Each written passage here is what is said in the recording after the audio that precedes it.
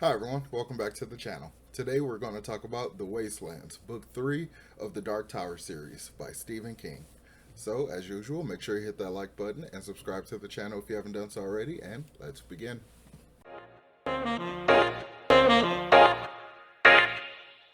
So, The Wastelands is where the Dark Tower series really gets going, in my opinion. This one kind of feels a little more Tolkien-esque. The main plot of the story is kind of a bit of a trek. Like, a lot of it is walking and going from place to place. So, we follow our quartet. We basically pick up right where we left off. They're all still on the beach, and we've basically drawn a couple of the main members of the quartet to us and like dealt with all that stuff.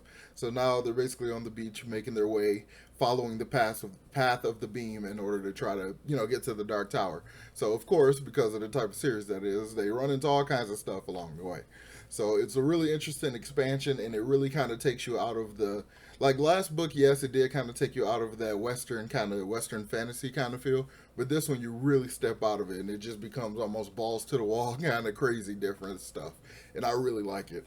One of the main things we notice right off the bat is that Roland has a lot of mental issues going on. He has a lot of mental distress, and so does Jake, because in this book we get reintroduced to Jake, but his timeline is a little slid back. We kind of encounter him before his death in the first book. So it's really interesting the way King plays with time, nonlinear time, and kind of the way these weird actions that they do kind of affect the mind and stuff. So it's a lot of fun in that respect. So this story is kind of divided up into two main arcs. The first arc is the one where we deal with everything that's going on with Jake and Roland's minds, how their minds have become fractured, and we try to deal with this paradox that has been created. And the second arc is really the true Tolkien-esque arc where we just really get to walking and we kind of just run into all kinds of weird things about this world, about Midworld. Well, kind of Midworld. Like, there's a lot of weird Stephen King multiverse stuff that happens when they kind of just get going in the second half of the story.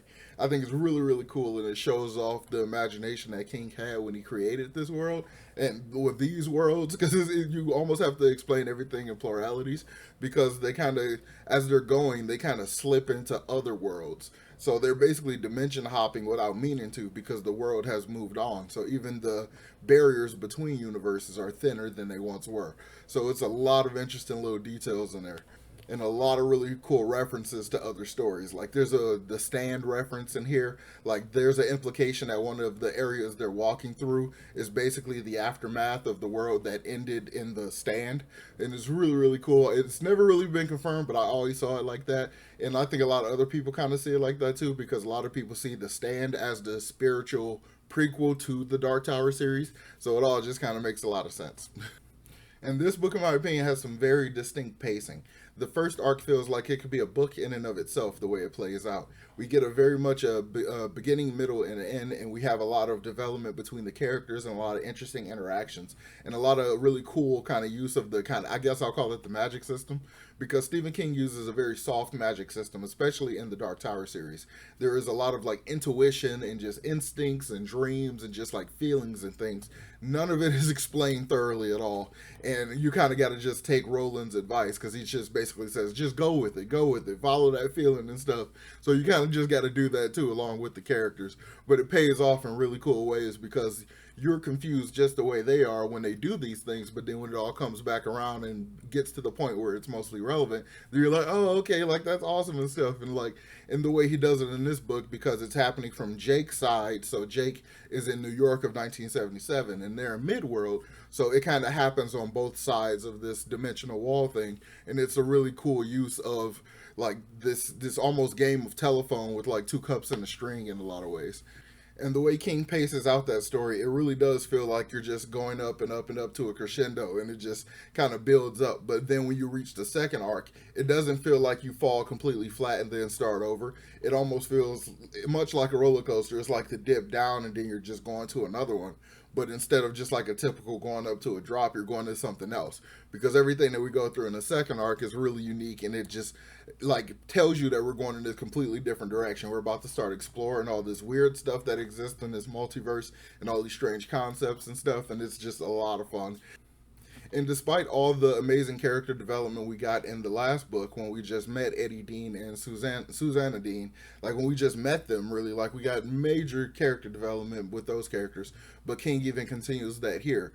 When Eddie is dealing with all this intuition kind of stuff and like this very unknown magic and like this like all these confusing things, very out of the realm of normal for him because he's just regular New Yorker guy. Like, so all of this is very weird and confusing and stuff. We get to see him deal with that mentally and how it kind of galvanizes his personality and his inner strength and stuff, and helps him also deal with like the trauma he had of being basically abused by his older brother and stuff when he was younger. So it's used in this really amazing way to use this like supernatural situation to develop and help reconcile all this normal life kind of problems that this character has. I think it's just done so well. King has just a flair for helping these characters, like developing these really rich and like deep characters. And Susanna, while she doesn't have as much development as Eddie does in this one, her basically her development basically becomes almost a superpower in a way. The two main personalities she had when she was still suffering from major DID, they basically become tools now. She can utilize either parts of either personality to get things done, and it becomes like her little secret weapon kind of superpower thing and stuff. Because it's very situational, obviously, but it's done really well. And once again, it just shows King's skill with his characters. So let's jump over to spoilers where I can talk about one of the coolest things in the story that happens. It's probably my favorite thing that happens in the Dark Tower series. So, spoiler. So, spoiler warning for The Wastelands by Stephen King. So one of the coolest scenes that happen in the story for me is when Jake is trying to get through the door to get to the other side. He's gone through all this stuff and like his mind is being fractured. He thinks he's going crazy. He's doing all this stuff. He finally gets to the house and he still doesn't really believe what's going on and everything. But when stuff starts to go down and like when Eddie is on the other side drawing the door after he's carved this key for like the longest time, he's whittled this perfect little weird intricate key and stuff. And by the time, like when everything started really get going, the house comes to life. Like the house is not like there's not just a demonic guardian inside the house trying to stop Jake from going to the other side. Like the house itself is the guardian. So it's a really interesting use of like a Toadash space monster. Something like captured it or like sat it there as a guardian to make sure Jake couldn't get over there, because it all has to do with the greater story of the Dark Tower, and because it's all very much focused on Roland. So the stuff that we learn at the very end of the series is like has major implications on the way this is set up and the reason why Jake was basically being stopped from going over when nobody else really had that that much of an obstacle to get over. So I think that's really, really cool and it's really subtle, and it also shows that King knew exactly where he wanted to go with the series, even though it took him so long to finish the series. And in this story, and pretty much the entire Dark Tower series, King puts forth this idea of getting a second chance to do something right, like doing it over and doing it better the second time. Because in this story, like in the second arc, when we have Jake on the other side and he's joined the quartet fully and everything, he gets kidnapped by one of the mutated people in one of these run-down post-apocalyptic cities they go through. A man named Gasher, and he's trying to take him to the TikTok man, and it's like implied like he's basically Jake's in a lot of danger. So the whole thing is it's kind of setting up this situation where Roland has the opportunity to either basically abandon Jake again like he did at the way station, or to go after him again and actually save him and put forth all this effort in order to try to like keep this promise and stuff to him.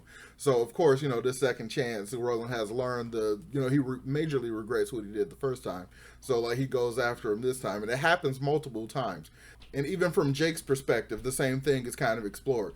There's this opportunity that Jake has to basically kill himself and kill Gasher, but he basically takes the opportunity to extend his faith to Roland, to know that Roland is going to catch up to him and actually come and get him, instead of like the situation before where he didn't trust him and it didn't work out and he died and all this stuff. So it's really, really cool. And I like this entire concept in general of Jake having died in his world and then came over the mid world, had an adventure with Roland, died again, and then somehow was plucked from a time before he was killed by the getting pushed in the street and then pulled into midworld, and it fixes the paradox somehow, because they changed a lot of stuff because those doors were in different times.